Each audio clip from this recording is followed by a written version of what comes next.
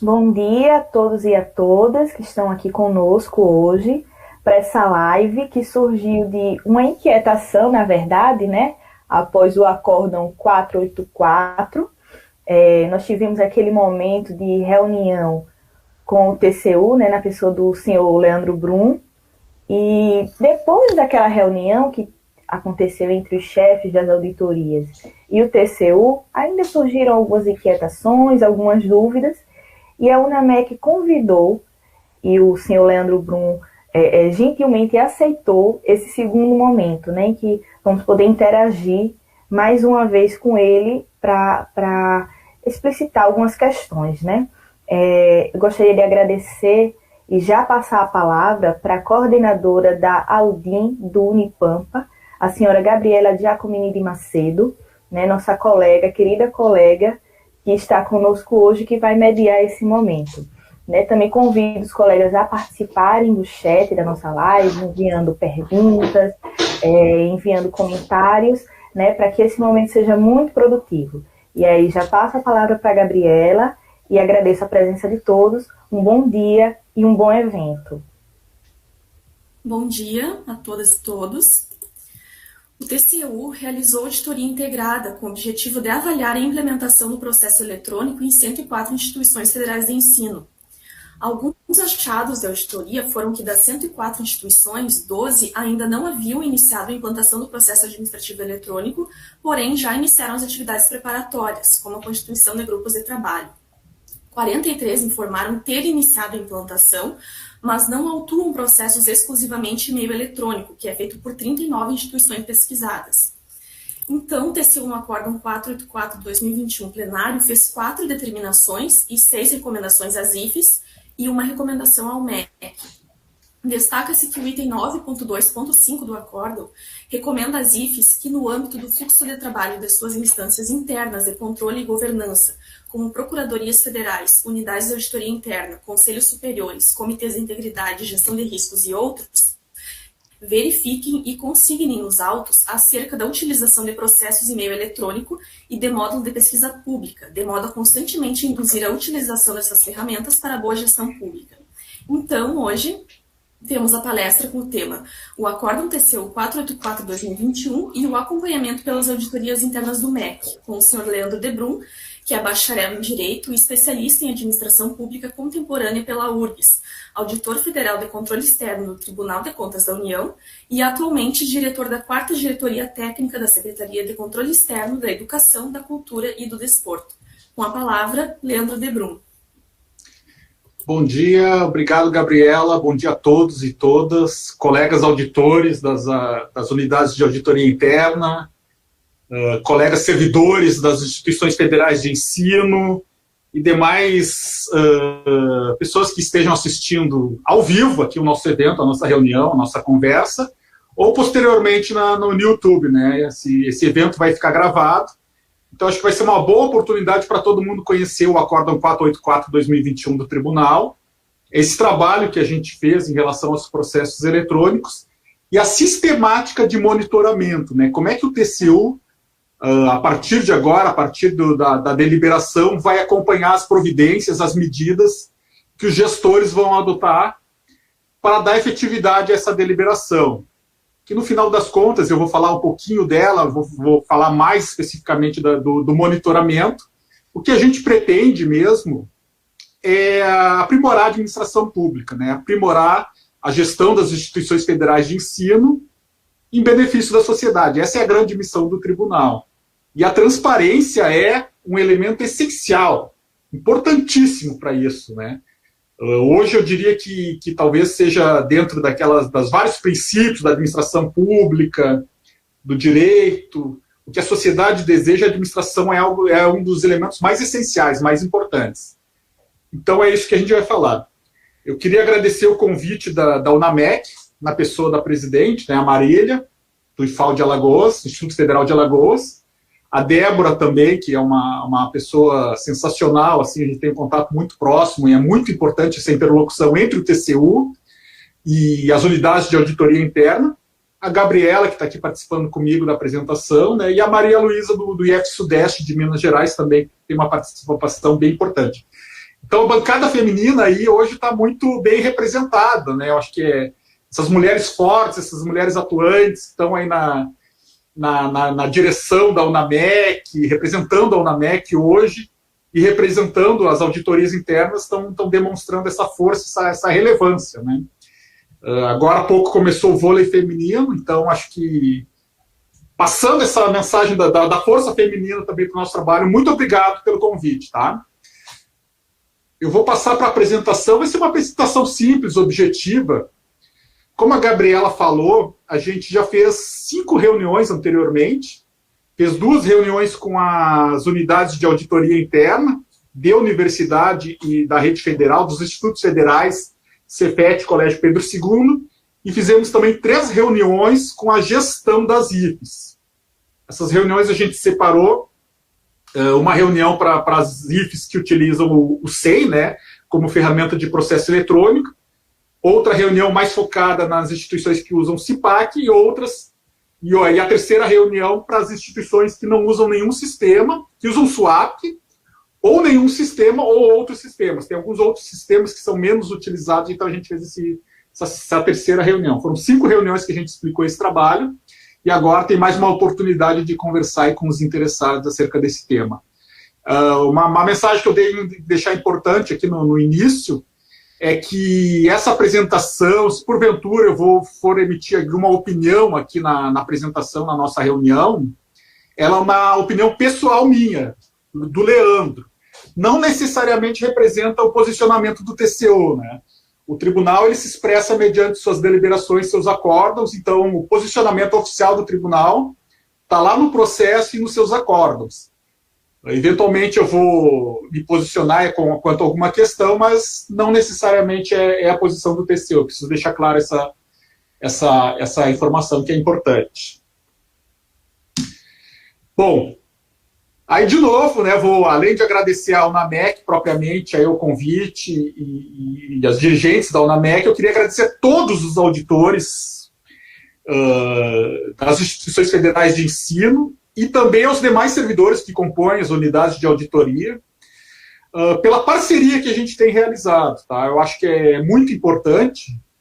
Para quem não sabe, o tribunal passou por uma mudança estrutural em abril de 2019, e anteriormente a essa mudança, o tribunal tinha secretarias de controle externo em cada capital que era responsável pelos órgãos federais do seu estado. Então, eu sempre trabalhei aqui em Porto Alegre, na Secretaria do TCU no Rio Grande do Sul. A minha atribuição, o meu trabalho, digamos assim, era sobre os órgãos federais do Rio Grande do Sul. As 6 universidades e os 3 institutos federais aqui do Rio Grande do Sul.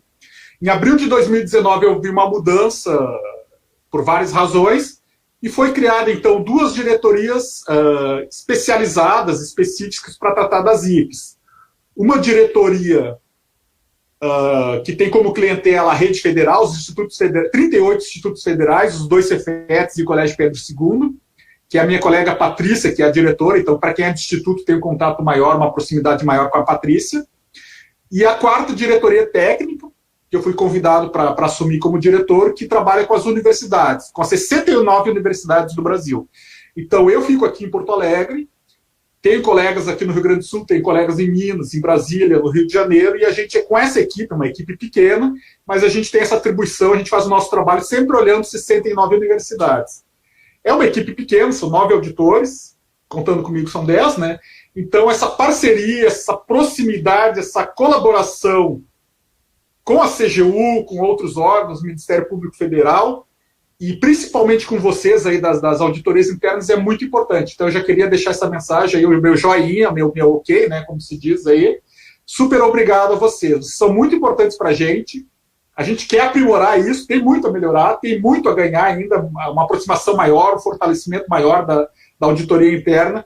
Então, essa mensagem é importante. Vocês têm que ser fortes, porque vocês estão aí na ponta, né? Em cada universidade, em cada instituto federal, existe uma auditoria interna, existe um auditor que está aí fazendo esse trabalho super relevante, super importante. E para o tribunal também é importante, para a CGU é importante esse trabalho de vocês, e principalmente para a instituição e para a sociedade, né? Para que a IFE consiga atingir seus objetivos estratégicos em termos de ensino, pesquisa, extensão, inovação, e, no final das contas, beneficiar toda a sociedade.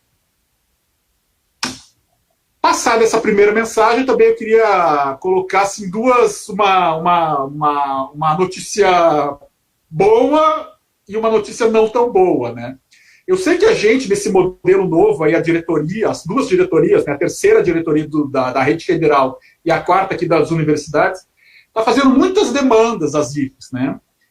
Talvez, assim, toda semana ou no mês, assim, a gente está pedindo muita informação, pedindo informação sobre as PCEs, pedindo informação sobre os imóveis ociosos, sobre o RAINT, sobre o PAINT, sobre as recomendações, sobre o PPP, né, que esteja em monitoramento. Agora teve esse trabalho do processo eletrônico, outras auditorias que a gente está fazendo.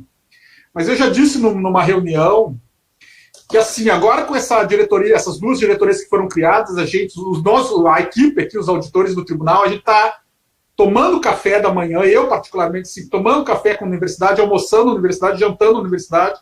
Eu vou dormir, às vezes eu fico sonhando com a universidade. E a universidade e os institutos federais, e o Cefet, e o Colégio Pedro II, são muito amplos, né? Eles atuam, tem várias áreas de atuação, vários negócios, né? Além do ensino, pesquisa e extensão, tem área de pessoal, tem área patrimonial, tem licitações, tem contrato, tem restaurante universitário, tem internacionalização, tem inovação. Então, tudo isso, essas várias áreas, a gente tem muito campo, né? Muito campo para atuar. Não só como controle propriamente, de examinar ali um contrato, uma licitação, um convênio, mas procurar aperfeiçoar a gestão e a governança das instituições, a transparência, a prestação de contas. Então, a boa notícia que eu tenho para dar para vocês é que a gente quer fazer isso com parceria e com proximidade, sempre refletindo e não causar transtornos a vocês e à gestão, né, das instituições. A gente sempre pensa muito antes de pedir uma informação, um documento, para que realmente vai ser uma informação dada que nos vai ser útil, que vai ter valor, e não vai causar um transtorno excessivo a vocês nem à gestão. Essa é a boa notícia. A gente está fazendo isso, sempre pensando nisso, sempre tendo esse olhar, esse cuidado. A má notícia é que com a especialização nossa, que a gente janta, almoça, dorme com as IFES, cada vez mais a gente vai atuar nessa amplitude de área de negócios, né, que as instituições atuam. Então, a gente vai demandar certamente mais informações, vai realizar outros trabalhos em diversas áreas, sempre tentando não sobrecarregar, não ser excessivo, né, não causar um transtorno excessivo às instituições. E aí o papel da auditoria interna de vocês, né, que eu acho que é a presença maciça aqui no nosso evento, é talvez ter um cuidado de não se transformar numa central burocrática, num mero meio de campo entre o TCU e a gestão. Então, quando a gente pede uma informação, ou esse trabalho mesmo que a gente fez no processo eletrônico, ele é direcionado, né, como de regra, quase todos, a grande maioria dos trabalhos do TCU, é direcionado para a gestão. É a gestão da IFES que tem que atender o acórdão, é a gestão que tem que receber a comunicação, é a gestão que tem que responder essa comunicação, apresentar a documentação. A gente sabe que, por organização interna, muitas vezes a unidade de auditoria interna acaba recebendo o expediente do tribunal, elaborando, eventualmente, uma resposta e enviando essa resposta.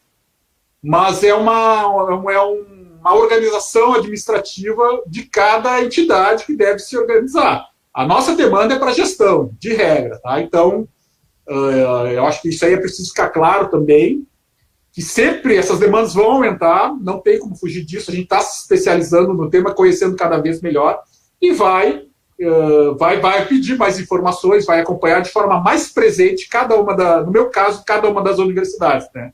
São 69 universidades, a gente procura atuar sempre no atacado, né? Então, atuar nas 69 universidades ao mesmo tempo. Aquele trabalho de varejo que existia antes, de o tribunal ir lá, examinar um processo, uma licitação, um contrato, ficar ali levantando aquele contrato específico, é um trabalho que não faz mais sentido atualmente. A sociedade exige uma melhor eficiência, nós também queremos ser mais eficientes, né? Então a gente vai trabalhar no atacado. Bom, passado esse ponto, aí depois a gente pode conversar melhor, eu queria também passar uma mudança que houve, acho que 5 anos atrás, em relação à missão do TCU, né? A missão anterior do tribunal, aquela missão que a gente bota num quadro, nas paredes, assim, vê pelos corredores das empresas, das instituições, anterior era controlar a administração pública. Hoje, a missão atual, já há 5 anos atrás que mudou isso, é aprimorar a administração pública em benefício da sociedade por meio do controle externo. Isso eu acho bastante importante, porque transmite qual é o objetivo maior do tribunal, o que o tribunal quer fazer, onde ele pretende chegar. Aquela visão de controle pelo controle, né, que eu já falei, de ficar olhando o contrato, a licitação, não é hoje tão mais relevante, tão mais importante quanto essa missão mais atualizada, que é aprimorar a administração pública. É isso que a gente tem que fazer, aprimorar a administração pública e sempre pensando no nosso patrão, no nosso cliente principal, que é a sociedade. Então, o tribunal tem essa visão, a secretaria aqui da área de educação tem essa visão e a diretoria, as 2 diretorias aqui das IFES têm essa visão também, de trabalhar em conjunto para aprimorar a administração pública. Claro que sem deixar de lado o exame e o controle propriamente, aquele controle de conformidade, de eventuais fraudes, desvios, locupletamentos que ocorram, né? A gente sempre vai estar atento a isso também, mas a nossa visão é uma visão mais ampla, mais de futuro, de aprimoramento. Bom, agora passando propriamente ao Acórdão 484, né? Todo mundo recebeu, a gestão recebeu um ofício circular de número 1, 2021, e quem é das unidades de auditoria interna recebeu o ofício circular número 2, 2021, que traz algumas informações, traz o próprio acórdão como anexo, e traz algumas informações da onde a gente pretende chegar, né, como vai ser feito o monitoramento. Mas, resumidamente, esse trabalho, essa auditoria da implantação do processo eletrônico nas IFES, nas 110 IFES, ele foi realizado em fins de 2019. Quando o trabalho foi feito, ninguém imaginava, acho que ninguém, nem no seu pior pesadelo, imaginava que em 2020 a gente ia ter a pandemia. Então a gente fez aquele trabalho procurando com essa visão de aperfeiçoamento da administração pública e quanto ao aspecto da transparência. Então foi essa visão. Nunca esperávamos que a pandemia viesse a trazer mais um elemento aí para demonstrar a importância do processo eletrônico. Mas o objetivo principal desse trabalho, dessa auditoria que a gente fez, número 1, é induzir a implementação integral do processo eletrônico em todas as 110 IFES. O que é isso, né? Já desde 2015 existe um decreto prevendo que os processos administrativos deveriam ser eletrônicos. Existe uma portaria do MEC também nesse sentido, um pouco mais recente, de 2018, mas indicando isso. Muitas IFES já tinham implementado o processo eletrônico quando a gente fez o trabalho. Algumas estavam de forma parcial, para certos tipos de processo eram eletrônicos, outros ainda eram físicos. E aí cerca de uma dúzia nem tinham processo eletrônico. Então até a gente depois ficou imaginando o ano passado, 2020, agora 2021, como essas instituições que ainda trabalham ou trabalhavam com processo eletrônico, como é que foi o dia a dia delas, né? O dia a dia do servidor de trabalhar com processo físico. Ele tinha que sair da sua casa de máscara, né, com todo cuidado, para ir lá buscar um processo na universidade, no instituto, levar o processo para casa, às vezes com 5, 10 volumes, né, de 200 páginas cada volume, trabalhar nesse processo, depois levar de volta lá para o seu local de trabalho. Então é algo que não faz sentido. Então a gente quer, né, que seja implementado de forma integral o processo eletrônico. E aí tem esse exemplo da UFRJ, eles fizeram uma campanha, a partir de 1º de maio agora de 2021, eles não teriam mais processos físicos. Então até o final de abril a UFRJ, que é a maior, ou das maiores universidades do Brasil, ainda tinha processo físico. Ainda autuava processo físico. A partir de 1º de maio passou a não ter mais processo físico, somente eletrônico. Então esse é o objetivo principal número 1. O segundo objetivo principal dessa auditoria, né, é induzir que, além do processo ser eletrônico, ele tenha um módulo de pesquisa pública, um módulo de transparência ativa, que, para quem usa o SEI, a gente é denominado de módulo CAD. O CAD, né, Conselho Administrativo de Defesa Econômica, criou esse módulo do SEI, E, resumidamente, acho que vocês todos conhecem, ele é uma ferramenta, ali, um módulo do SEI, que permite que qualquer cidadão, em qualquer lugar do mundo, a qualquer hora do dia, consiga abrir o processo e ter acesso aos documentos do processo, ao conteúdo do processo, independentemente de ter login, de ter senha, de fazer uma solicitação e de apresentar qualquer documento ou motivação para esse acesso. Então, o cidadão simplesmente entra no SEI ali, coloca o número do processo, ou o nome do interessado, ou algum outro critério, e consegue acessar o teor do processo. Isso muitas instituições já têm. A UFAC tem, a URGS tem, a Uberlândia tem, Unilab tem, mas muitas ainda não têm esse módulo, né? Não tem essa possibilidade de pesquisa pública. 15 dias atrás eu precisei acessar um processo de uma universidade, ela não tinha esse módulo, aí eu tive que preencher um formulário, um cadastramento, mandar esse formulário lá para a instituição, mandar cópia do meu RG, cópia do CPF, cópia do endereço, para que depois a instituição me cadastrasse lá na base e me desse acesso àquele processo específico, me mandasse o link do processo, aí eu consegui ter acesso. Mas não é isso o objetivo desse trabalho. Deve ter uma ferramenta de pesquisa pública. Se o processo administrativo, de regra, ele é público, nos termos da lei, e existe uma ferramenta de processo eletrônico, então ele deve ser público também, sem qualquer necessidade de cadastro lá na internet. Objetivo 2, então, da nossa auditoria. E aqui, né, acho que o SEI é usado pela maioria das instituições, mas existem 2 sistemas que também são bastante utilizados aí pelas ITs, que é o CIPAC, principalmente universidades usam, né, o sistema desenvolvido lá pela Universidade Federal do Rio Grande do Norte, e o SUAP, que muitos institutos usam, foi desenvolvido pelo IFRN. Esses 2 sistemas também permitem esse módulo de pesquisa pública, né, eles têm seus próprios módulos, suas próprias ferramentas, então permite esse acesso. O tribunal, no Acórdão 484, não entrou no mérito de que o sistema deve ser utilizado o SEI ou deve ser utilizado o CIPAC. Nós não entramos nesse mérito. As instituições podem manter os seus sistemas atuais, tá? É uma decisão interna de cada instituição, mas desde que ele tenha essa possibilidade da pesquisa pública. Então, tem esses 2 exemplos aqui dos 2 sistemas. Um detalhe importante, tá, que o módulo esse que a gente chama de pesquisa pública não é só a consulta de tramitação em metadados. Já me foi colocado que esse exemplo aí, por exemplo, seria uma consulta pública do processo. Não é isso.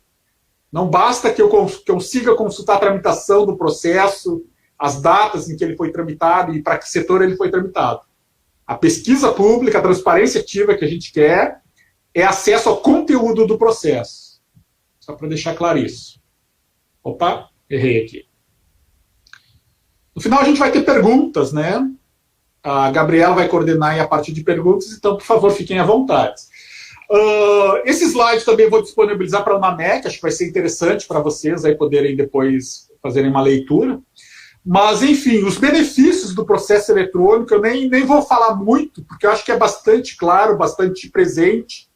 Todos temos consciência já dos benefícios do processo eletrônico, mas existe um vídeo da Universidade Federal do Maranhão, uma campanha que eles fizeram, em várias etapas, assim, muito boa a campanha que eles fizeram, quando da implementação do SEI. Foi recente, eu acho que eles usavam o CIPAC anteriormente, migraram para o SEI, mas fizeram essa campanha, para quem quiser assistir esse vídeo aí vai ser bem interessante. O processo eletrônico garante muita segurança ao gestor, acho que esse é um aspecto importante aí para quem é gestor, para quem é pregoeiro, para quem faz licitação, para quem é ordenador de despesa. Porque o processo eletrônico vai garantir a transparência. Se há um processo eletrônico disponível na internet, que pode ser acessado por qualquer pessoa, qualquer cidadão, o gestor já está indicando, está demonstrando que ele quer a transparência, que ele dá importância à transparência desse processo. Então ele fica aberto ali, e qualquer pessoa, um aluno, um professor, vai conseguir acessar o processo, vai conseguir acessar um contrato, um pagamento de uma despesa, uma liquidação de despesa de forma bem, bem tranquila. Isso vai garantir maior segurança ao gestor, né? Porque é sempre digamos, um elemento de risco quando esse processo não é transparente, quando o ato administrativo de gestor de um servidor ele não é transparente. Então, se há um processo lá em papel, pode-se perder um documento, pode-se dizer, puxa, por que aquele processo é físico, ele não tá de forma pública, uma dispensa de licitação, um contrato emergencial, por que não dá essa transparência a esse ato? Né? Então, dando essa transparência, eu acho que essa transparência vai atuar em benefício do gestor e dos servidores que estão atuando naquele processo. Além disso, o recesso remoto, né? Economia de recursos, eu vejo a melhoria dos fluxos e processos de trabalho também do nosso dia a dia, dos processos de trabalho que a gente realiza, pode melhorar muito com o processo eletrônico. Aquela coisa do papel, vai processo para cá, volta para lá, volta um documento, bota um carimbo, bota alguma dúvida. Então, tudo isso, quando o processo eletrônico for implementado de forma integral, vai melhorar esse fluxo, vai se desenhar melhor esses fluxos e vai aumentar a produtividade. E aí a pandemia, agora em 2020 e 2021, infelizmente a pandemia, né, veio nos trazer mais um elemento para demonstrar a importância do processo eletrônico. Nós que somos servidores públicos, temos que pensar, refletir que o nosso modo de trabalhar ele vai mudar. Ele vai ser um trabalho remoto, ou híbrido, né, acho que na maioria dos casos, mas a gente vai ter que trabalhar à distância, né, usando os recursos digitais. E o processo eletrônico vai ser uma ferramenta importante para isso. Eu preciso falar também um item importante para quem usa o SEI ou para quem não tem nenhum sistema, que é a respeito do SuperBR. Quando a gente fez esse trabalho lá em 2019, não havia essa notícia do SuperBR. Era o SEI, né, era o CIPAC, era o SUAP, o SuperBR, aliás, o SEI é um sistema que foi desenvolvido pelo Tribunal Regional Federal da 4ª Região. Então, o então Ministério do Planejamento fez um convênio com o TRF e, digamos, induziu que escolheu o SEI para ser a ferramenta de processo eletrônico do Poder Executivo, mas por uma série de razões, agora, em 2020, o Ministério da Economia entendeu que era necessário desenvolver uma nova plataforma, que é o SuperBR. Vai ser um novo sistema de processo eletrônico, tá? E a gente conversou com a equipe do Ministério da Economia até para poder passar essas orientações para vocês, né? Como é que vai ser essa migração, quem usa o SEI para o SuperBR. A equipe que está lá no SuperBR é uma equipe muito boa, muito capacitada, eu senti muita confiança no trabalho deles, e eles colocaram que essa migração vai ser feita, até porque eles também usam, né? Os ministérios também usam o SEI, vai ser uma migração bastante tranquila, bastante bem planejada e articulada. Eles estão fazendo piloto em 2 ministérios com o SuperBR, e a ideia é que essa transição de quem usa o SEI para o SuperBR vai ser uma transição super adequada, super bem elaborada, bem tranquila. Tá? Então, é mais passar essa mensagem aí para vocês, para quem não sabe ainda do SuperBR. Ele vai ser um sistema estruturante, como o CIAF, como o CIAP, como o SICONV, né? Isso, eu também acredito que isso vai trazer muita melhoria, porque hoje o SEI, ele foi desenvolvido pelo TRF, mas o SEI são vários sistemas diferentes, né? Cada instituição usa uma versão do SEI, né, uma versão diferente das demais, e pode ou não implementar os módulos também de forma diferenciada. O SuperBR, na medida que ele for um sistema estruturante do Poder Executivo Federal, do Ministério da Economia, lá da Secretaria de Gestão, ele vai ter condições de cada vez mais ser aprimorado, levando em conta, né, acho que é preciso também ser importante isso, cada característica individual de cada órgão. Então, uma universidade vai ter uma situação diferente de um ministério, por exemplo, e eles vão levar em conta isso.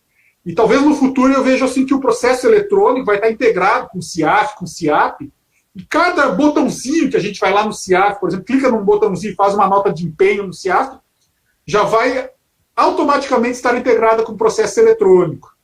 E isso vai melhorar os fluxos, né, vai trazer uma maior segurança também e transparência. Tem o link do vídeo aí para quem da página do SuperBR, para quem quiser conhecer, tá? Vamos lá. Agora, passado propriamente o tema do Acórdão 484, os objetivos, né, onde é que o tribunal pretende chegar, vamos falar do monitoramento. Como é que o TCU vai fazer esse monitoramento para que aqueles 2 objetivos lá que a gente falou no começo sejam atingidos?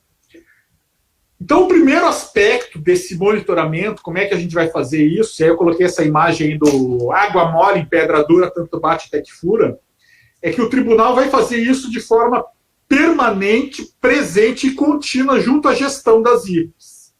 A gente mandou aquele ofício número 1, com algumas informações, um modelo de plano de ação, né, um modelo de mais ou menos um cronograma, né, o que a gente quer.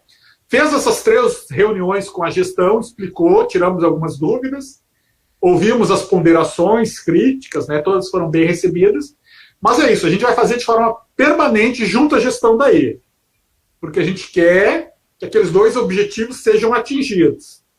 Então, esse é um aspecto que acho que vocês, né, a maioria de vocês aí são das unidades de auditoria, só para passar essa mensagem, o tribunal é a nossa obrigação aqui do TCU, fazer esse monitoramento, e a gente vai fazer, em fins de outubro, nós vamos encaminhar um ofício para a gestão, solicitando informações sobre o plano de ação que a gestão deve estar elaborando agora. A gestão tem 120 dias para elaborar um plano de ação, né, para cumprir o acordo, dos vários itens do acordo. Então, a gente fez a reunião em julho, esses 120 dias lá pelo final de novembro vai se passar, e a gente vai pedir essa informação para a gestão. A partir do plano de ação de cada uma, a gente vai acompanhar as medidas, as providências que vêm sendo adotadas.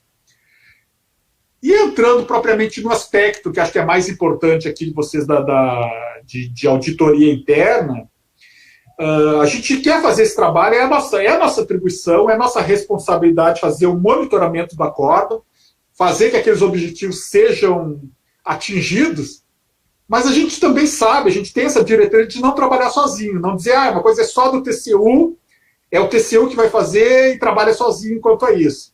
E também tem a diretriz de não ficar, eu acho que é uma diretriz importante aqui da nossa diretoria, não passar responsabilidade para outros órgãos, não ficar fazendo aquela coisa de determinar a CGU que monitore o acórdão, determinar a unidade de auditoria que faça isso, né, que o tribunal pode fazer essas determinações.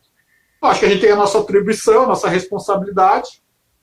Não sou muito, não é minha linha de atuação essa questão de ficar determinando as outras linhas, né, as linhas de defesa, as antigas linhas de defesa, que façam essas atribuições. Cada um tem sua responsabilidade.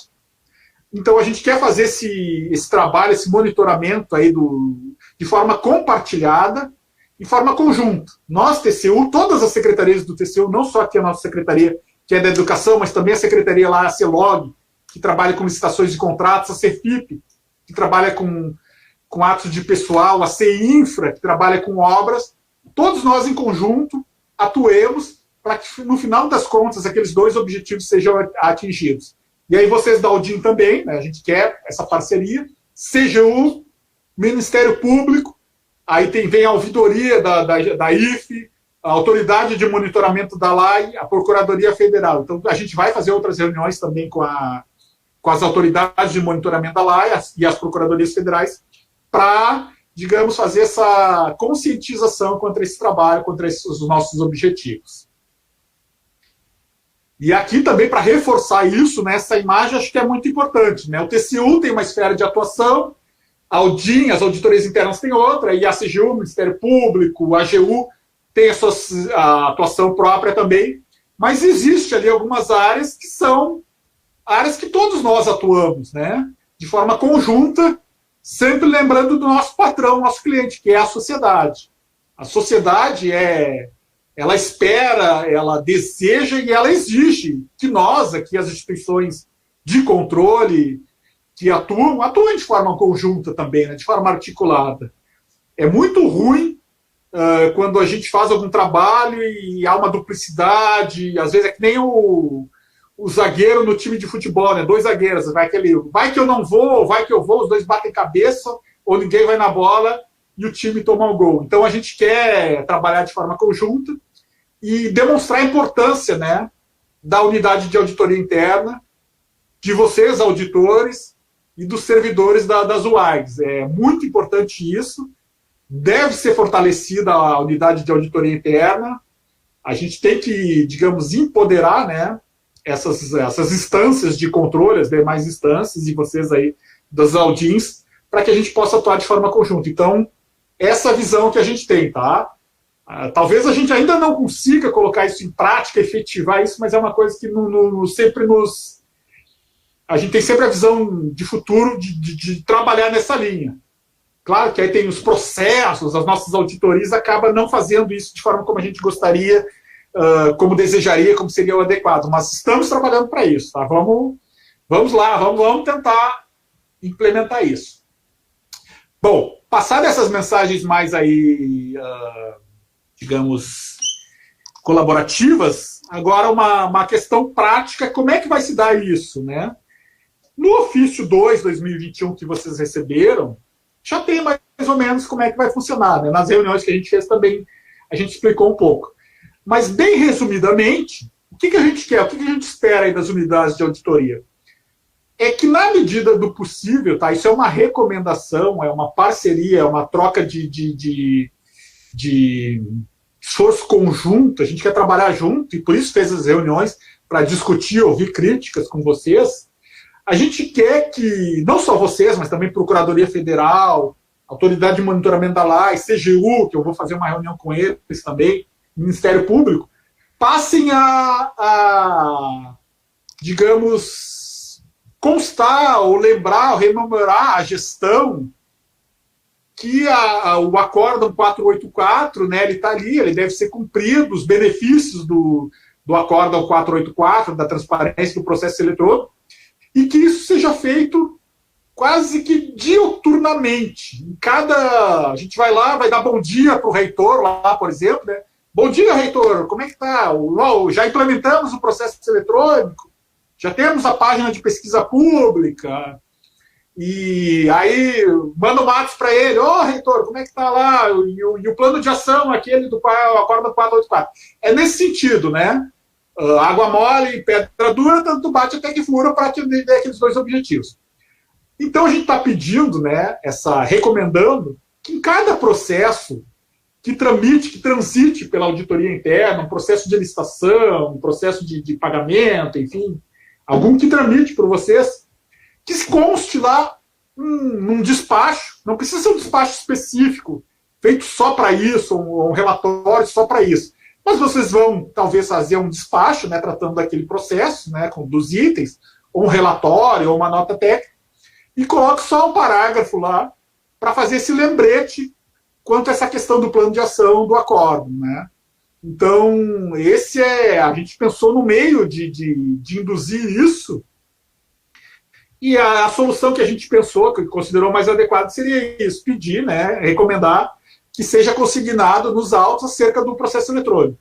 Então, isso a gente vai fazer internamente aqui no tribunal, com aquelas secretarias que eu falei, com a CEPIP, com a CELOG, e vamos falar com a CELOG. CELOG, se você estiver examinando uma licitação, aí tiver um processo de uma licitação, coloque lá na instrução, no seu pronunciamento, um parágrafo só dizendo, olha, o processo esse que está sendo examinado, ele não é eletrônico, ele não está disponível em pesquisa pública. Deixa eu passar aqui só para... E aqui tem os modelinhos, né, que está no ofício 2, os modelinhos desses parágrafos que a gente está sugerindo. A gente vai sugerir internamente, eventualmente a CGU talvez também utilize, né? Agora, o terceiro modelo desse parágrafo, depois de uma conversa que a gente teve com as audins, a gente mudou um pouco, tá? O finalzinho dele ali, onde fala nos termos né, que citava o dispositivo da Lei de Acesso à Informação, esse trecho final ele pode ser dispensado. A gente refletiu e acha que ele não caiu bem, esse trecho final. Mas o terceiro modelo do parágrafo pode ser utilizado. Então, vamos supor que passe um processo eletrônico aí na mesa de vocês, né? A Débora está fazendo algum trabalho, e ela recebe lá um processo eletrônico, aliás, de uma licitação, por exemplo. Tá? Ela está lá fazendo uma auditoria e recebe esse processo. E esse processo é eletrônico, ela vai verificar que ele é eletrônico, e ele está lá de forma pública na página da UFPR lá. Então, ela vai colocar um parágrafo lá, o primeiro modelo. Este processo eletrônico está de forma pública. Se ao contrário, ele for um processo que ele não é eletrônico, é em papel, e aí ele não, justamente por ser em papel, ele não pode ser consultado, vai ser utilizado o quarto modelo do nosso ofício lá, né? Esse processo não é eletrônico, o que desatende lá o acórdão 484 do tribunal. Só isso que a gente está pedindo, tá? Nessa questão aí do item que foi direcionado para as auditorias internas. Os demais itens, né, eles foram direcionados para a gestão. E o que vai acontecer? Isso, deixa eu falar, botar aqui, ó, uma tela anterior, voltar aqui. Ó. A gente está pedindo isso, né, a partir das reuniões que a gente fez, a gente avaliou que isso vai ser mais adequado, vai ser melhor a partir da elaboração pela gestão do plano de ação. Então não precisa ser feito hoje, no processo que está ali na mesa agora, tá? Mas lá em final de novembro, quando o plano de ação já tiver sido elaborado pela gestão, vocês da auditoria interna já vão poder fazer essas considerações e utilizar esses parágrafos. Voltando aqui à sistemática. Bom, aí a gente pediu que para facilitar o nosso trabalho, e acho que de vocês também, vocês podem autuar um processo, tá? Que pode até ser autuado lá no final de novembro, quando já tiver o plano de ação, para dar atendimento a esse item do acórdão, tá? Esse item 925, que é específico para as auditorias internas, nessa situação, né? Autua um processo, ele preferencialmente eletrônico, a gente está pedindo, para ir consignando, registrando nesse processo que atividades foram desenvolvidas pela auditoria interna, quais despachos, que processos que foram consignados aqueles parágrafos. A gente não quer demandar um esforço excessivo de vocês, sabe que todo mundo está cheio de atribuições, reunião, acho que a pandemia e o trabalho remoto, no final das contas, veio exigir mais da gente, mais trabalho nosso. Então não é nada excessivo, né? É uma coisa assim, que a gente está pedindo de forma colaborativa, né? Recomendando. Entende que isso, havendo um processo eletrônico, havendo esse registro no processo eletrônico, vai simplificar. Mas se eventualmente vocês acharem, olha, não vai me atrapalhar, não vai chegar a lugar nenhum isso, não tem necessidade, não precisa autuar esse processo, tá, de vocês. Só que lá no final, em julho do ano que vem, a gente vai pedir informações. A gente vai mandar um ofício pedindo informações para as unidades de auditoria interna sobre quais medidas, quais relatórios que foram elaborados. Eventualmente, aí a unidade de auditoria interna pode até prever no PAIT de 2022 algum trabalho específico quanto a esse acordo. Fica a critério de vocês colocarem isso no PAIT. E uma sugestão que o colega lá do Instituto Federal do Mato Grosso do Sul colocou é de algum trabalho, alguma auditoria que vocês estejam fazendo, alguma avaliação, consultoria, e seria uma questão, um item lá nesse trabalho quanto ao acórdão 484. Fica a critério. De toda forma, assim, o que é importante? Em julho do ano que vem, nós vamos pedir... Oi? Desculpe te interromper. A gente vai criar uma nova sala, tá? Daqui um pouquinho. Tá. Tá, porque essa acho que vai fechar. Ah, nossa, como é que tá o tempo aqui? Me dá uma chamada no tempo aí, se for o caso, tá? Mas, enfim, só me avisa, tá, Gabriela? Obrigado. Em julho a gente vai diligenciar, vai pedir informações. E aí... vocês, né, vão via gestão, vão responder, olha, nós fizemos uma auditoria sobre isso, acompanhamos dessa forma, o gestor respondeu assim, tá, é uma coisa que está bem aberta, tá bem tranquila, para a gente atingir aqueles dois objetivos principais. Lembrando que os demais itens do acórdão, direcionados à gestão, vão ser monitorados em separado. A gente vai fazer um monitoramento específico para a gestão, né, conforme o plano de ação. A gente está pedindo para que não sejam enviados nenhum documento, nenhum ofício, antes do nosso pedido de informações lá em julho de 2022, para vocês, tá? Porque agora em novembro desse ano a gente vai diligenciar a gestão, tá? Mas não nos mandem nada antes de julho de 2022, até para evitar confusão processual, né? São 110 IFs. Então, são muitas instituições que vão nos responder, a gente vai dar um certo trabalho aí. A gente está pedindo para aguardar o nosso ofício lá em julho de 2022. Bom, questão da LGPD eu coloquei aqui também, mas acho que interessa muito. Retornamos. Já vou divulgar para os colegas lá.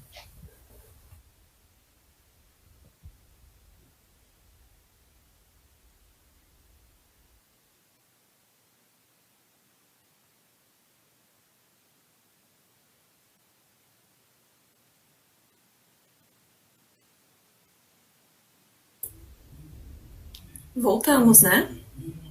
Isso, pessoal. Pedimos desculpas, tivemos um problema técnico, mas já estamos de volta, né? Vamos continuar a nossa live daqui. Bom, então vou retomar, tá, Marília e Gabriela? Obrigado. Aí acontece, né? A gente está aprendendo isso ainda, né? São várias ferramentas, várias possibilidades. E esses transtornos tecnológicos vão acontecer, sempre vão acontecer, né? Bom, retomando, né? Eu estava falando, acho que é um ponto principal, uma dúvida que foi trazida muito aí pelos gestores, pela gestão, pelo pessoal da TI, pelo pessoal da governança, gestão de risco, essa questão da LGPD, né? Como se dá a classificação de documentos? Agora, dia 1º entrou em vigência, né, alguns artigos da LGPD que falam de sanções, e é uma preocupação de todo mundo, né, das empresas e do setor público, de qualquer servidor público está preocupado com isso. Nós aqui no tribunal também estamos preocupados, porque é um tema novo, é um tema que tem muita controvérsia, e a gente não está preparado. Eu mesmo não estou preparado quanto à LGPD, né? Acho que poucos órgãos talvez estejam totalmente preparados. Mas a gente vai ter que estudar, vai ter que refletir, vai ter que tomar decisões. E, assim, a lei, acho que já é consenso nosso, consenso de todo mundo, e a Maria Luísa aí pode falar melhor disso, até vocês acho que podem falar melhor. Vocês sabem muito mais da LGPD, da Lei de Acesso à Informação, do dia a dia dos processos de trabalho, do que nós aqui, auditores do TCU, por exemplo. Tá? Nós somos generalistas, né? Até 2 anos atrás, pelo menos aqui, a gente atuava com universidade, mas atuava também com hospital, com prefeitura, com convênio para organização da sociedade civil, com licitações, enfim, generalista. Apenas com essa mudança de 2 anos atrás que a gente se tornou especialista em instituições federais de ensino. Mas alguns temas aí, a LGPD, a nova lei de licitações, nós que não estamos atuando, né, o tribunal tem secretarias especializadas em certos temas, estamos um pouco distantes, mas enfim. De toda forma, a LGPD ela não conflitua com a lei, elas são harmônicas, e a classificação de documentos, a lei existe há 10 anos, já está estabelecida na lei. Então, hoje, se você tem um processo físico em papel aí na mesa de vocês, ou mesmo eletrônico, esse documento, esse processo que está lá, ele já deve ter uma classificação de regra pública, ou, conforme o caso, uma restrição. Então, se hoje um cidadão vai pedir via ouvidoria, eu quero cópia daquele processo X que está ali, aquele processo de papel que está na mesa de vocês, em princípio, esse processo já teria sofrido, já tem que ter, né, sofrido um processo de classificação. Então, não muda nada com o processo eletrônico, nem com o Acórdão 484. Claro que vai ser necessária talvez uma reflexão maior sobre o dia a dia, né, os procedimentos que está ali autuando um processo, registrando um documento, inserindo um documento num processo, ele vai ter que saber se realmente aquele processo deve ter uma classificação ou não. E isso vai levar a uma necessidade de mapeamento dos processos de trabalho e de normatização. Eu avalio que cada entidade aí vai ter que fazer uma norma, né? Já existe algumas normas, algumas entidades já têm isso. Eu tenho um documento aqui que eu posso mandar para vocês, que é uma portaria de Uberlândia, Universidade Federal de Uberlândia, que trata disso, né? É um documento muito bom. Então, cada entidade vai ter que fazer isso. E eu também entendo que, como são 110 IFs, as IFs devem atuar de forma articulada e integrada. Vocês, aí, a Maria Luísa, um exemplo, tem o Severino, lá do Rio Grande do Norte, diversos colegas aí das universidades e institutos federais conhecem do assunto. Eu não vejo por que cada instituição, cada uma das 110 IFs, ficar trabalhando sozinha, de forma individual, no seu quadrado, para mapear seus processos de trabalho e para fazer uma normatização sobre esse assunto. Se pode atuarem de forma conjunta, conversarem, discutirem e chegarem pelo menos a um padrão mínimo, a um modelo mínimo comum de normatização de fluxos de trabalho. Não são todos os processos, todos os negócios de vocês não são idênticos, mas são muito semelhantes. Então, tem mais essa mensagem, trabalhem em conjunto, tá? Trabalhando em conjunto, de forma articulada, com certeza vai diminuir o esforço e vai melhorar muito a qualidade. Além disso, já existem as comissões de avaliação de documentos, e existe um documento que a CGU e o Ministério da Economia expediu recentemente, que é a orientação conjunta número 1/2021, que já traz algumas orientações aí sobre essa questão de classificação de documentos. E existe o manual do Governo do Estado do Rio de Janeiro sobre o SEI, que também é um bom manual. E existe também uma cartilha da UFTM, Universidade Federal Triângulo Mineiro, que eu posso passar depois, para quem quiser, muito boa também sobre esse assunto. Então, eu não tenho dúvida. As melhores cabeças, já falei isso, né, estão dentro das IFES. É o pessoal mais preparado, é o pessoal que conhece do assunto. E vocês vão ter todas as condições de atender a LAI, atender a LGPD e atender o Acórdão 484. Preferencialmente, de forma conjunta. Eu coloquei aqui o link de um evento que o Instituto Federal do Paraná realizou, aí, acho que 2 semanas atrás, que foi muito bom, tratou dessa questão, trouxe assuntos importantes sobre isso. Vale a pena assistir para quem ainda não assistiu. Teve um outro evento recente, semana passada, eu não assisti ele, na verdade, eu só verifiquei que ele foi realizado, não consegui assistir, mas está aqui na minha lista para assistir, que é acerca da anonimização e pseudonimização de dados pessoais. Também é uma questão que está pegando bastante aí para quem é do setor público, né? Se eu tenho lá um processo, um contrato, que tem lá o nome de uma pessoa, o CPF, o endereço dela, como é que eu devo anonimizar esse dado? Vale a pena assistir esse vídeo também, esse evento, acho que vai ser importante. E isso vai levar, certamente, ao mapeamento do processo, à melhoria dos fluxos, né? Existem formulários, existem informações que a gente coloca num processo, num documento, num despacho, que a gente coloca lá o nome do servidor, de um professor, de um aluno, CPF, endereço, telefone. Será que precisa todas as informações mesmo nesse documento? Será que o nome e a matrícula de um servidor não é suficiente? Por que colocar o CPF dele? Se realmente for necessário, vai ser feita a classificação daquele documento nos termos da lei. E depois, numa instrução, né, se, por exemplo, o servidor apresenta um atestado médico, o documento vai ser classificado o atestado médico. Mas, posteriormente, o despacho da perícia ou do setor administrativo lá da área de saúde da universidade não vai necessariamente ter que citar ali qual é a doença, qual é o CID que está naquele atestado daquele servidor. Vai fazer uma referência ao atestado, mas sem protegendo o dado pessoal do servidor, né? Então, esse despacho, que depois vai ser juntado no processo, ele pode ser público. Ele não vai ter nenhum dado pessoal que indique que ele não deva ser público. Então, tudo isso a gente vai ter que fazer essa reflexão, essa melhoria. Aqui também para vocês depois, tá? Que receber esse PowerPoint, aqui tem alguns eventos aí que achei interessante para divulgar essa portaria que eu falei de Uberlândia, que é uma portaria bem adequada, e a cartilha lá do Triângulo Mineiro também muito boa, e uma live da Unifal, que também é bem interessante. Mas aí vocês assistam, acho que a gente vai abrir para as perguntas agora. Assistam, tá? Bom, e aí, por fim, né, mensagem final, aquela tradicional mensagem final de todo o PowerPoint. Pensando no vôlei, não sei nem como é que está o vôlei lá feminino agora nas Olimpíadas, né, se estamos bem, aí se alguém souber pode falar depois.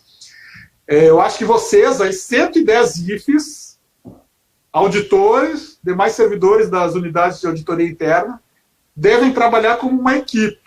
É muito importante isso, tá? Devem ser uma equipe, devem trabalhar de forma articulada, se integrar. Os problemas são os mesmos, né? Agora vocês têm, digamos, o problema do Acórdão 484. É o mesmo problema para 110 instituições. A reflexão sobre esse problema, a busca de solução para esse problema, deve ser feita de forma conjunta para ter uma solução menos custosa, mais eficiente, mais célere, uma solução conjunta. E isso é algo que cabe a vocês, né? A gestão das IFES, vocês das auditorias internas também de forma integrada fazer isso. O tribunal não vai dizer qual é o documento que deve ser classificado ou não deve ser classificado, ou como a LGPD deve ser aplicada ou não deve ser aplicada ali. O tribunal não vai dizer isso. O tribunal também não vai liderar esse movimento das IFES, né? As IFES, vamos, via DIFES ou via CONIF, fazer um trabalho junto. Vocês, a gestão, né, é que deve fazer isso. Deve ser uma equipe aí atuando de forma conjunta. O MEC teria esse papel, né, de liderança, a gente está sempre induzindo o MEC a fazer isso também, mas de todo modo é isso. Né? O que a gente quer nesse trabalho, a nossa mensagem final é essa. Aqueles dois objetivos lá. E aí o vôlei, né? O objetivo do vôlei é ganhar o jogo. Preferencialmente ganhar os sets, mas o objetivo maior é ganhar o jogo. Né? Então, trabalhando de forma conjunta. Essa é a mensagem final. No slide que eu vou mandar aqui tem umas perguntas e respostas, que eu não vou falar agora, tá? Mas vamos abrir para perguntas de vocês aí, de quem está na live. Mas depois, quem receber esse slide vai poder esclarecer algumas questões. E se for o caso, contatar aqui, nos mandar um e-mail, ligar, telefonar, mandar o WhatsApp, para que a gente preste esses esclarecimentos. Era isso, obrigado aí, obrigado Marília, Débora, Gabriela, Maria Luísa, e contem com a gente, viu? Estou à disposição. Muito obrigada, Leandro, pela apresentação. Eu vou ler, então, algumas perguntas que surgiram durante a tua fala. A pesquisa pública que o tribunal pretende seria aquela por palavra-chave, ou seja, pesquisa livre? O SEI, né? O SEI, eu não sei se está falando do SEI ou outros termos, cada um deles tem seus critérios de pesquisa. Isso, na verdade, a palavra-chave, ou o número do processo, ou o tipo de processo, ou interessado, são critérios de uma pesquisa. Não é bem isso que o tribunal está buscando. Claro que quanto mais critérios houver, mais possibilidades de pesquisa, a ferramenta fica melhor. Então, supondo que eu queira pesquisar lá os processos que tratem de dispensa de licitação de 2020. Se tiver um critério que eu possa marcar ali e selecionar processos tipo dispensa de licitação de 1º de janeiro de 2020 a 31 de dezembro de 2020 e fazer essa pesquisa, vai ficar melhor. Mas isso é uma questão que aí acho que os sistemas têm que evoluírem para terem os critérios mais adequados e mais necessários conforme a gente vai precisando, né? Mas não é isso. A pesquisa pública que a gente fala, né, não é propriamente uma pesquisa, é o resultado da pesquisa. É o conteúdo do processo. Eu posso até mostrar um exemplo de um processo aqui. Enfim, é abrir o processo, tá? É aquilo, ó. Deixa eu botar aqui na apresentação, que está lá na primeira tela. Aqui, ó. Esse processo, isso é pesquisa pública, no SEI, né? Para quem usa o SEI, é eu conseguir clicar aqui no processo e no documento e conseguir acessar, ler o que está escrito neste processo. Isso é pesquisa pública. Então não é o termo, isso aí é um critério da pesquisa, não é propriamente isso, não. Certo, acho até que com isso a segunda pergunta já ficou respondida, mas eu vou ler igual. A pesquisa pública será semelhante àquelas de processos judiciais que você tem acesso a despachos, decisões, etc., e consegue visualizá-los? Isso, é isso aí mesmo, exatamente. Eu vou visualizar o teor do processo, o conteúdo do processo. Tá? É justamente isso. Eu vou ver o despacho, vou ver a nota de empenho, vou ver o que está naquele processo. Deixa eu pegar um exemplo aqui, mas é isso, tá? Pode passar as próximas perguntas aí que enquanto eu vou abrindo um exemplo aqui. Tá bom. Foi verificado se os sistemas utilizados observaram o cuidado com os dados pessoais, em especial na parte da transparência? Deixa eu ver, não entendi muito bem a pergunta. O sistema em si, ele tem lá as regras de classificação, né? Quando um servidor autua um processo, ele pode dizer se esse processo é público, se ele não é público, pode fazer a classificação do documento. Então, em princípio, cada servidor lá, quando faz isso, faz esse respeito à lei de acesso à informação. O sistema está preparado, sim, para isso. Tá? O sistema está preparado para isso, mas vai depender sempre de uma classificação que o servidor vai fazer a respeito desse documento, desse processo. Tá? Deixa eu mostrar aqui, ó, eu trouxe um exemplo aqui, eu vou botar na tela. Vocês conseguem ver agora uma página de pesquisa processual aí do SEI? Ou não? Não.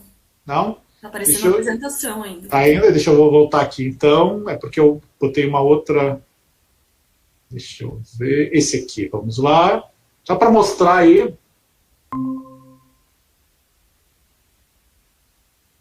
Agora sim? Sim.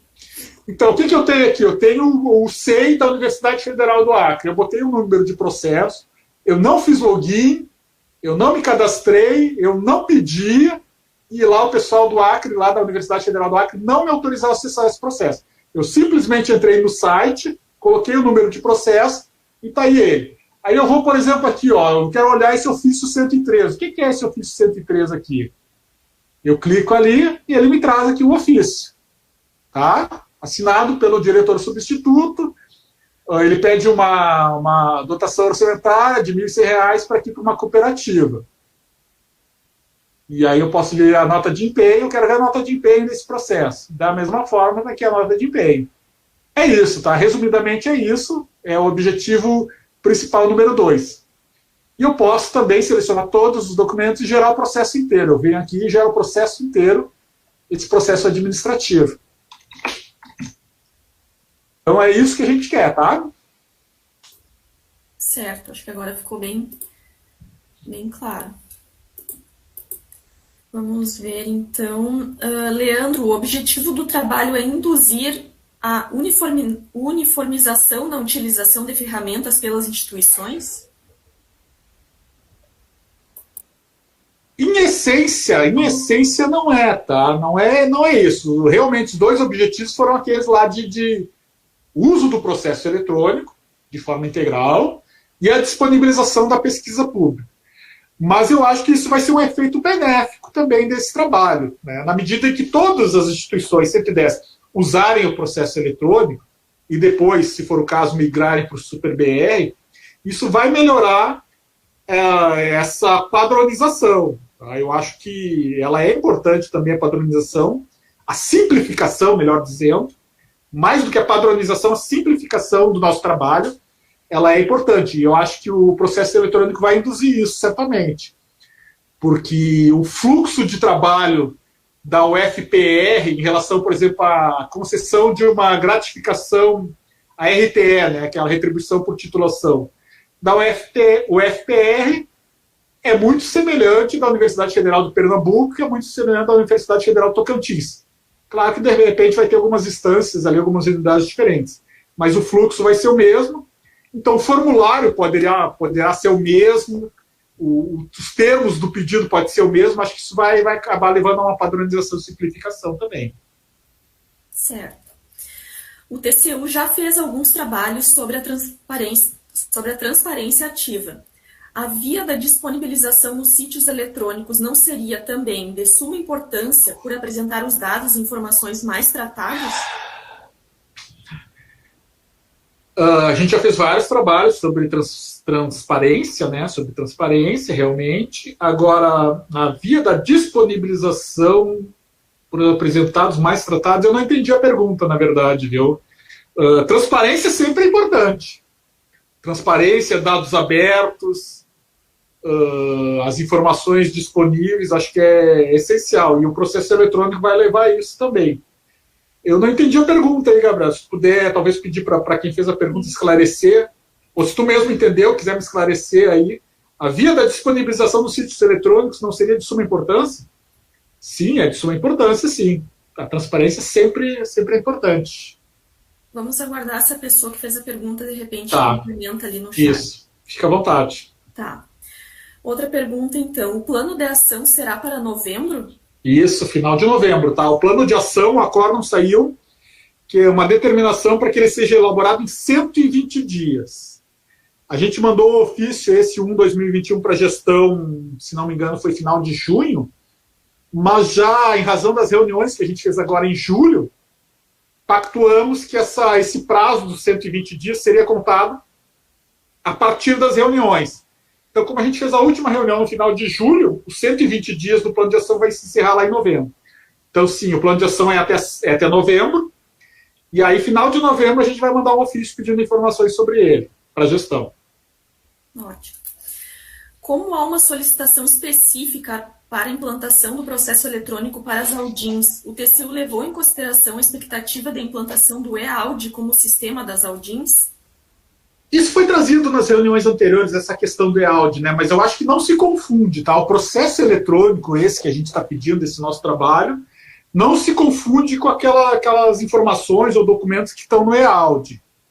Quando a gente fala em processo eletrônico, que é o objeto do Acordo 84, a gente está falando de autos, né? Aquele tradicional processo mesmo, né? Que tem uma capa, tem um número comprido, e aí vão ser inserindo os despachos. Então é isso, a gente quer esse processo eletrônico e esse processo público para aqueles autos, para os processos administrativos. No e-Audi, eu conheço pouco, mas até onde eu sei, ele talvez consolide ou armazene papéis de trabalho e outras informações, mas ele em si não é um processo. Se, eventualmente, a partir do trabalho de vocês aí, for autuado um processo mesmo, uma auditoria vai ter um processo eletrônico para aquela auditoria, para aquela consultoria, para aquela avaliação, e aí vai ter um número cumprido, vai ser um autos, né? Aí ele vai receber o tratamento de processo eletrônico. E aí, obedecendo ao que a lei dispõe, né, a lei tem uma questão específica para isso, ele vai poder ser classificado ou não. Então é isso, não tem muita relação com o e-Audi aqui esse trabalho, o acórdão, tá? Tá bom.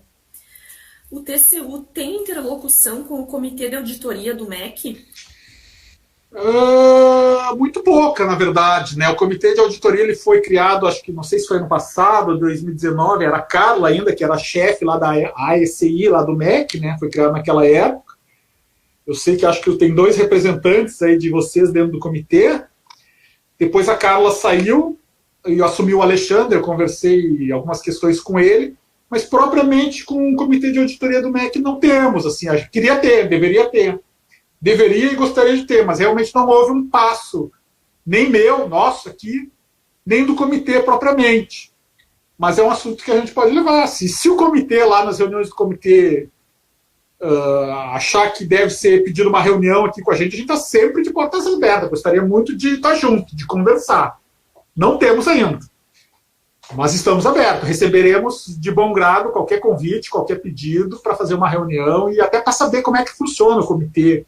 Eu nem sei como é que esse comitê está funcionando, quais são os objetivos, o que está sendo feito. Mas gostaríamos de saber, acho que é importante. Tá bem.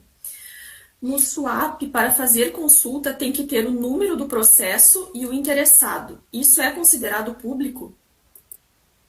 É considerado, acho que sim, tá? Acho que não é aquela questão do critério de consulta, né? Por enquanto, tendo o número do processo interessado, acho que já atende ao Acórdão 484. Vai permitir, vou ter que saber primeiro o número do processo, o número do interessado para pesquisar o processo. Acho que é suficiente por enquanto. Sem prejuízo, né, de depois serem agregados outros critérios. Aquela coisa, então, vamos botar um critério de data, um período, ou de assunto do processo, ou de unidade de órgão, subunidade de atuação. Eu quero saber todos os processos da Universidade Federal do Rio Grande do Norte que foram autuados pela Pró-Reitoria de Gestão de Pessoas, pela PROGEP, só aqueles. Acho que é um critério interessante. Mas do jeito que está atualmente, né, pelo número, pelo interessado, atende ao acórdão. Futuramente, talvez, acho que vocês mesmos, talvez vão ter, vocês e as instituições vão querer ter um critério de pesquisa mais específico. Mas por hora é adequado. Tá bom. No caso de processos elaborados, por exemplo, no SEI, mas não disponíveis para pesquisa, existe algum procedimento previsto para as UAIG na forma como será utilizado nos processos físicos? Eu entendi que ela quer saber, então, no caso que o processo está no SEI, mas não disponível para pesquisa pública ainda. Então, qual o procedimento para as Aldins? Tá, isso é uma questão importante que eu esqueci de falar. Tá? Nossa visão aqui é uma visão de futuro. Tá? Isso foi colocado nas reuniões anteriores. Muitas pessoas perguntaram, olha, eu tenho processo em papel lá do ano passado, de 2019. Eu preciso fazer alguma coisa com esse processo em papel, tem que converter ele, transformar em eletrônico para que ele seja público. Para fins do nosso trabalho, do nosso acórdão, não. A gente vai, digamos, fazer uma linha de corte ali, que vai ser o plano de ação, né, daqui para frente. Então, daqui para frente, ou a partir do plano de ação, a partir do momento em que o processo, a ferramenta estiver disponibilizada e a ferramenta de pesquisa pública estiver disponibilizada, sim, todos os processos dali para frente terão que ser eletrônicos e estarem disponíveis, né, nos termos da lei lá na pesquisa pública. Agora, o que é passado, o que é processo físico, ou que foi classificado anteriormente a isso, a gente não vai examinar, porque vai ter um transtorno, né? São milhares de processos em cada entidade, que, por enquanto, ainda pelo que a gente está avaliando, demandaria um trabalho manual, um trabalho adicional que não tem razão. Então, esse trabalho do passado, ele não é objeto do acordo, tá? A gente vai olhar para frente. Então, daqui para frente, os processos vão ser eletrônicos e vão ser públicos, né? Vão ter esse módulo. Agora, o que é passado, não. Sem prejuízo de, eventualmente, o tribunal vai fazer um trabalho, a CGU, e vai ver um processo, sei lá, do ano passado, por exemplo, de 2020. Ontem mesmo, eu fui pesquisar um processo de uma universidade que tratava de pagamento de serviços de alimentação em restaurante universitário. Ele é eletrônico, mas ele não estava ali disponível de forma pública. Né? E aí tinha até lá uma restrição, lá tinha um artigo da lei da lei que dizia por que ele estava como restrito. Assim, olhando no sistema, eu não veria nenhuma razão para ele ter sido classificado, não ter sido público, né? Que é pagamento do serviço do restaurante universitário. Mas, enfim, de forma específica, um ou outro pontualmente, de repente o tribunal ou a CGU, vai questionar por que aquele processo não está de forma pública. Mas nossa visão é daqui para frente, tá? Então, assim, vocês, em relação ao trabalho de vocês da auditoria interna, nesse caso, processo físico ou que não é público, eu também entendo que vocês devem fazer a partir do plano de ação. Processos novos, daqui para frente. Não há por que trabalhar em processo de 2019, 2018, tá? Essa é a resposta. Certo, não temos mais perguntas. Então, agradeço, Leandro, a tua disponibilidade, a tua apresentação, a parceria. E vamos finalizar com a Marília. Não sei se ela já entrou na sala. Quer falar algumas palavras finais? Leandro, fica à vontade. Eu já falei as palavras finais, né? Mas, de novo, super obrigado aí ao NAMEC. Super obrigado a vocês. E é isso aí, temos que trabalhar em equipe, tá? Acho que não dá para fugir disso. Vocês têm pessoas aí super conhecedoras dos assuntos, super dedicadas, super interessadas. A solução está em vocês. Está no coração e na alma de vocês, tá? Não está aqui no TCU, não é o TCU que vai solucionar o problema dos auditores, das auditorias internas. A gente vai ajudar, vai trabalhar para isso, mas é preciso muita articulação, muita integração. Acho que vocês já fazem isso, que vem tentando fazer isso, né? E a questão do processo eletrônico, a dificuldade da LGPD também, vocês podem trabalhar isso. E obrigado, e a gente está sempre aberto a qualquer convite, qualquer participação, tá? Era isso. Muito obrigada, Leandro. Vamos só aguardar um pouquinho a Marília entrar, então.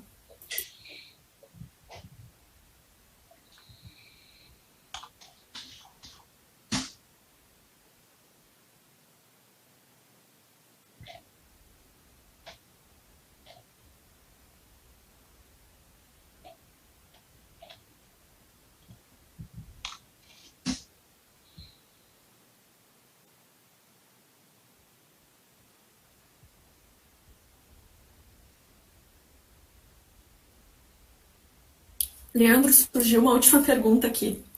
Vou aproveitar, então. Considerando que o órgão já utiliza o modo pesquisa pública, a Audin poderia focar no aspecto de se os processos que não estão em pesquisa pública possuem realmente razão de ser restrito ou sigiloso? Pode, também pode. A gente também, nesse trabalho, nesse acórdão nosso, a gente não vai examinar pontualmente, nem de forma sistêmica, a classificação, tá? Não é o momento que a gente está trabalhando realmente aqui. Tem o processo público e tem a pesquisa pública. Não vai examinar se o processo, lá, se a classificação aquela foi adequada ou não. Futuramente, talvez, sempre de forma ampla. Mas vocês aí da Audin podem fazer isso sim, né? Acho que é também um aprendizado e uma forma de induzir a gestão, né? Induzir os servidores a ter a consciência da importância desse assunto, né? Da correta classificação dos documentos e processos. Então, é uma boa, sim, é uma boa. E lá, quando a gente pedir as informações em julho de 2022, pode ser colocado algo sobre isso também, tá? Certo, muito obrigada, Leandro. A gente vai finalizar agora, então. Tá. Agradecemos muito a todos que acompanharam, agradecemos também ao Leandro, pedimos desculpas pela intercorrência que ocorreu no meio da transmissão. E é isso aí, gente. Muito obrigada. Até a próxima.